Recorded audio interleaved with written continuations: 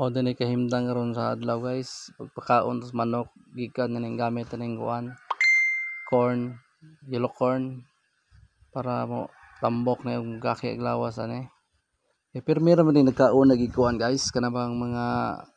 lata nga mga prutas, pero usahay og di may makapalit kadto tiyangge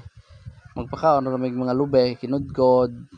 usahay pod mga saging nga mga hilaw among dungagon ug kanang mga dauton nga saging di nang saging nga pwede pa makaon sa tao kay sayang man pod.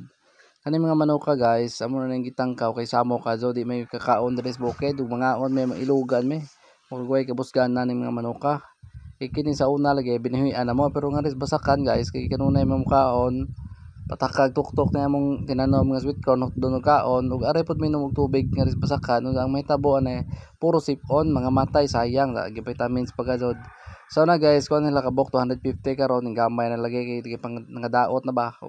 amo na lang maghinay-hinadag pakaon ug ibabalik vitamins mo ning nangitlog ning uban na guys puro lagi ni mga Bisaya mo nang naghimo may gapon og ganang tangkaw sa manok pinagi ni mga ritaso nilabay ba.